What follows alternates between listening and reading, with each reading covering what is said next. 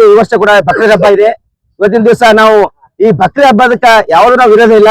ಆದ್ರೆ ಇವತ್ತಿನ ದಿವಸ ಬಕ್ರೀದ್ ಹಬ್ಬದ ನೆಪದಲ್ಲಿ ಹಿಂದೂಗಳ ಭಾವನೆಗೆ ಧಕ್ಕೆ ಮಾಡ್ಬೇಕಂತ ಇವತ್ತಿನ ಉದ್ದೇಶಪೂರ್ವಕವಾಗಿ ಸಾವಿರಾರು ಗೋಗಳನ್ನ ಕಲಬುರಗಿ ನಗರದಲ್ಲಿ ಹತ್ಯೆ ಮಾಡ್ತಾರ. ಇವತ್ತಿನ ದಿವಸ ಕುರ್ಬಾನಿ ಹೆಸರಲ್ಲಿ ಏನು ನಮ್ಮ ಪೂಜಿಸುವಂತ ದೇವರಂತ ನಾವು ಪೂಜೆ ಮಾಡ್ತೀವಿ ಅಂತ ಗೋವನ್ನು ಇವತ್ತಿನ ದಿವಸ ಹತ್ಯೆ ಮಾಡಿ ನಮ್ಮ ಹಿಂದೂ ಭಾವನೆಗೆ ಧಕ್ಕೆ ತರುವಂತ ಒಂದು ಕೆಲಸ ಮಾಡ್ಲತ್ತಾರ. ಈಗಾಗಲೇ ಸರ್ಕಾರದಲ್ಲಿ ಆದೇಶ ಇದೆ ಗೋಹತ್ಯೆ ನಿಷೇಧ ಮಾಡ್ಬೇಕಂತೇಳಿ. ಆದ್ರೂ ಕೂಡ ಈ ಕಲಬುರಗಿ ನಗರದಲ್ಲಿ ಇನ್ನೂವರೆಗೂ ಯಾವುದೇ ಇಲಾಖೆಯವರು ಒಂದು ಗೋಗಳನ್ನು ರಕ್ಷಣೆ ಮಾಡುವಲ್ಲಿ ವಿಫಲರಾಗಿದ್ದಾರೆ. ಇವತ್ತಿನ ದಿವಸ ಪೊಲೀಸ್ ಇಲಾಖೆ ಬತ್ತು, ಇವತ್ತ ಮಹಾನಗರ ಪಾಲಿಕೆ ಬತ್ತು, ಹಾಗೂ ಪಶು ವೈದ್ಯಕೀಯ ಇಲಾಖೆ ಇದೆ. ಇನ್ನೂವರೆಗೂ ಕೂಡ ಯಾವುದೇ ಒಂದು ಗೋಗಳನ್ನು ರಕ್ಷಣೆ ಮಾಡಿಲ್ಲ. ಅದಕ್ಕೆ ಇವತ್ತಿನ ದಿವಸ ಏನು ಇವತ್ತಿನ ದಿವಸ ಹಿಂದೂ ಕಾರ್ಯಕರ್ತರು ಗೋಗಳನ್ನು ಹಿಡಿಲಿಕ್ಕೆ ಹೋದಾಗ ಉಲ್ಟಾ ನಮ್ಮಲ್ಲಿ ಕೇಸ್ ಮಾಡೋದು, ಇವತ್ತಿನ ದಿವಸ ಪೊಲೀಸ್ ಇಲಾಖೆ ಕೆಲಸ ಮಾಡಕ್ಕೆ ಇದನ್ನ ಉಗ್ರವಾಗಿ ಖಂಡಿಸ್ತಾ ಇದ್ದೀವಿ.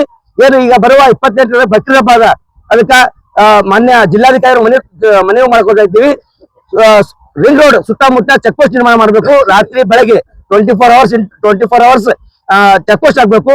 ಏನು ಅಕ್ರಮವಾಗಿ ಬೇರೆ ರಾಜ್ಯಗಳಿಂದ ಬೇರೆ ಜಿಲ್ಲೆಗಳಿಂದ ಗೋಗಳನ್ನ ಬರುವಂತ ಗೋಗಳನ್ನ ರಕ್ಷಣೆ ಮಾಡಬೇಕು. ಇಲ್ಲದ ಹೋದಲ್ಲಿ ಶ್ರೀರಾಮ ಸೇನೆ ಕಾರ್ಯಕರ್ತರು ಹಾಗೂ ಹಿಂದೂ ಕಾರ್ಯಕರ್ತರು ಸ್ವಂತ ಈ ರೋಡಿಗಳಿಗೂ ರಾತ್ರಿ ವೇಳೆ ಅಕ್ರಮವಾಗಿ ಹೋಗುವಂತ ಹಸುಗಳನ್ನ ನಾವು ಹಿಡಿದು ಅವುಗಳನ್ನ ರಕ್ಷಣೆ ಮಾಡ್ಬೇಕಾಗ್ತಂತ ದಿವಸ ಪೊಲೀಸ್ ಇಲಾಖೆ ಕೂಡ ನಾವು ಹೇಳ್ತಾ ಇದ್ದೀವಿ. ಒಂದು ವೇಳೆ ತಮ್ಮ ಇಲಾಖೆಯಿಂದ ಏನಾದ್ರೂ ಸ್ವಲ್ಪ ತಪ್ಪಾಗಿದೆ ಆದ್ರೆ ನಾವಂತೂ ಯಾವುದೇ ರೀತಿಯಲ್ಲಿ ನಾವು ಬಿಡೋದಿಲ್ಲ. ರಾತ್ರಿ ನಮ್ಮ ಶ್ರೀರಾಮ ಸೇನೆಕರ್ತರು ರಾತ್ರಿ 1-2ವರೆಗೂ ಓಡಾಡ್ತೀವಿ. ನಾವು ಎಲ್ಲೇ ಅಕ್ರಮವಾಗಿ ಗೋಗಳನ್ನ ಹೋಗಲತ್ತ ನಾವು ಹಿಡಿತೀವಿ. ಅದಕ್ಕೆ ಕಾನೂನು ಪ್ರಕಾರವಾಗಿ ತಾವು ಕೂಡ ನಮ್ಗೆ ಬೆಂಬಲ ನೀಡಬೇಕಂತ ಪೊಲೀಸ್ ಇಲಾಖೆ ಕೇಳ್ಕೊತಾ ಇದ್ದೀನಿ. ಉದ್ದೇಶಪೂರ್ವವಾಗಿ ಯಾವುದೇ ಹಿಂದೂ ಕಾರ್ಯಕರ್ತರ ಮೇಲೆ ವಿನಾಕಾರಣ ಕೇಸ್ ಹಾಕೋದಾಗ್ಲಿ ಅನ್ಸುವಂತ ಕೆಲಸ ಮಾಡಬಾರ್ದಂತ ಇವತ್ತಿನ ದಿವಸ ಜಿಲ್ಲಾಧಿಕಾರಿಗಳ ಮುಖಾಂತರ ಪೊಲೀಸರು ತಿಳಿಸ್ತಾ ಇದ್ದೀನಿ.